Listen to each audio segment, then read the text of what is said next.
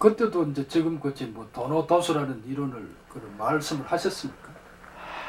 그때는 도노돈수에 대한 얘기는 별로 듣지를 못했는데 그 말씀은 하시지 아니했고 칠성불공이란다든지 산신불공이란다든지 이런 것은 또 그러고 뭐 아무개 모체 해가지고 꼭 이름을 들먹거려서 부처님한테 축원하는 거 이런 걸 더러 배격하시더구만. 근데 정월달에 거기가 칠성각이 그 곰절에 칠성각이 크거든. 칠성각이 어버 그 해가지고 칠성계가 있고 그래요. 근데 그걸 하지 말라고 했는데 문일조 스님하고 그때 법흥 스님하고가 칠성계 그 손님들을 받아가지고 칠성각에서 목닥을 치고 불공을 했어. 그것 때문에 한번 또 난리가 났었지.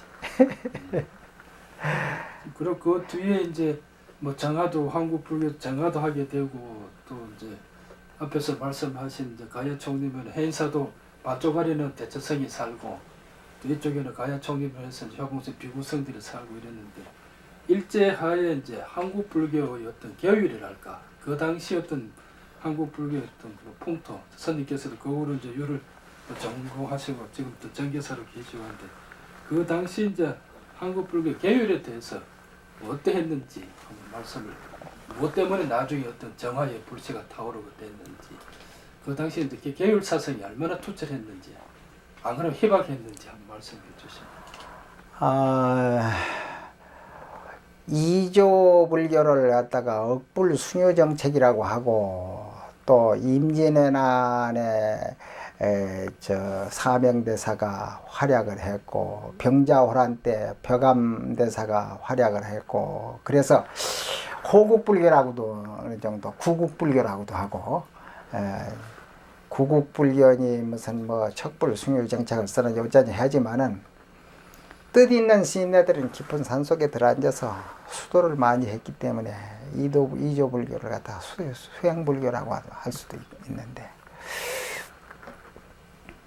선방도 제대로 돼 있지 않고 연불당도 제대로 돼 있지 않다 하더라도 스님들이 계율 사상이 어느 정도냐 할 것 같으면 세번여불에 참석하지 않으면 발에다 싸가지고 가야 됐다고 그랬거든 그때. 그러니까 누구든지 새벽여불은 다 참석하게 돼 있고 그 아주 참 육시 예경을 뭐다 하고 이렇게 해서 그러다 신앙심으로 뭐다 살았었는데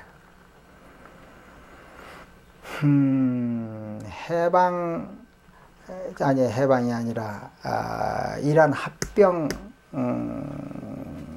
당시 일본의 그 홍진설삼이라고 하는 이가 와가지고 조선불교를 갖다가 조동종에 병합시키려고 한국을 갖다가 일본에다 병합시킴과 동시에 조선불교도 일본 조동종에다가 병합시키려고 하는 그런 운동을 전개했었거든.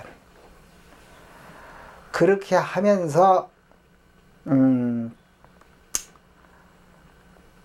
고종황제한테 승려 입성 금지를 해제시켜달라고 그래가지고 일정 시대의 이 조선 불교는 뭐 이거 땅에 떨어졌다기보다도 땅 속으로 그냥 기어 들어가가지고 형편무인지경이 됐을 뿐만이 아니라 그 대처승들이 자기네 친인척 속가에 말이지 사돈의 발촌까지 친인척들 청년들을 갖다가 억지로 그냥 절로 오게 해가지고 공부를 시켜준다 해서 절집안 재산 그때 절집안 재산이라고 하면 논뿐이니까 논을 팔아가지고 전부 일본 유학을 시켰다 이 말이야. 본래 불심도 눈꽃만치도 없는 아들을 학교 시키기 위해 학교 다니기 위해 해가지고 저희 집에서는 학교 다닐 형편이 못 되니까 저리 와서 이제 좀 배워가지고 일본에 뭐다 유학시키고 해서 갔다 와가지고는 전부 다 또 뭐 대처성이 되어버리고 이러니까 한국 불교는 뭐 엉망진창 뭐 아무것도 아니었는데 그 가운데서도 그래도 뜻이 있는 이들이 몇몇 사람들이 있었어요.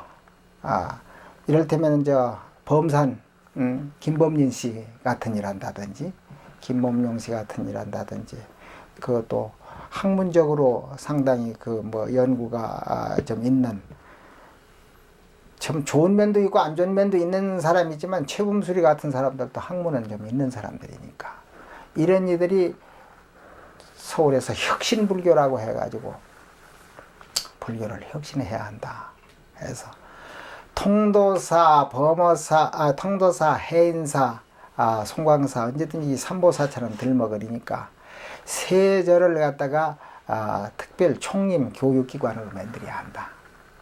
그래서 그 가운데에서 세 절 가운데서도 해인사를 제일 먼저 시범적으로 총림을 만들어야 된다. 총림이라고 할 것 같으면 종합적이고 그 보편적인 그런 수도원을 만들어야 된다 해서 예산은 따로 세워서 뭘 내려주지를 않고 해인사에 있는 논밭전지를 가지고 반 나누어서 말하자면 재래 대처성들이 살고 반은 이 총림을 운영하도록 그래 해줬다 이 말이야.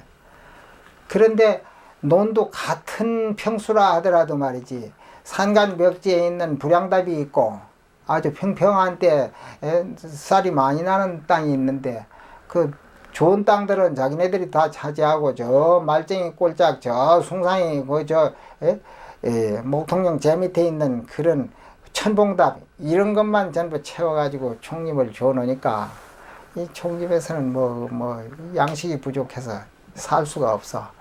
전부 다 바람을 짊어지고 이제 뭐다 이제 동양들을 하러 나가고 그때 그랬는데 그래도 이제 뭐 먹는 것은 어떻게든지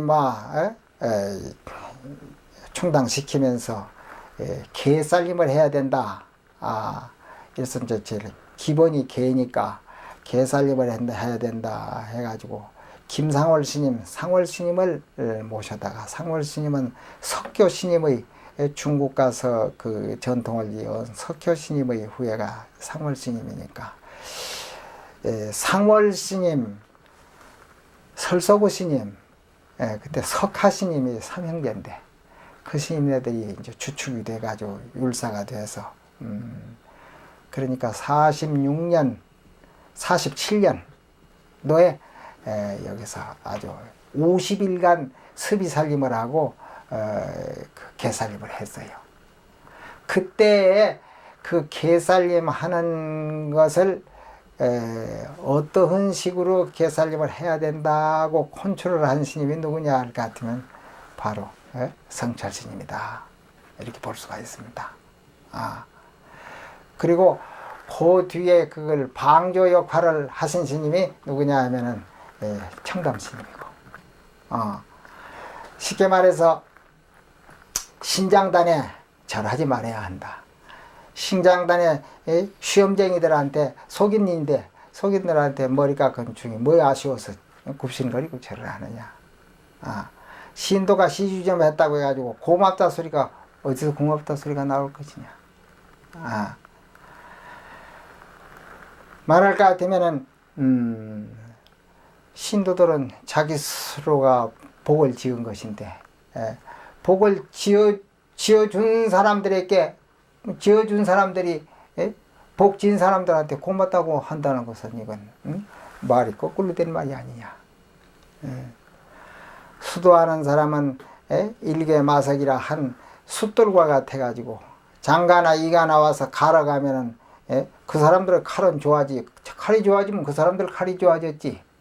내가 가지고 있는 숫돌은 자꾸 달아버리는 거 아니냐. 숫돌이 달그면서 고맙다고 소리가 나올 택이 뭐 있느냐. 신장단에도 절하는 것을 다 지신구명제, 화엄해상, 욕색제천중 하던 걸 다 그만둬버리고 처음에는 천수를 쳤어요. 천수.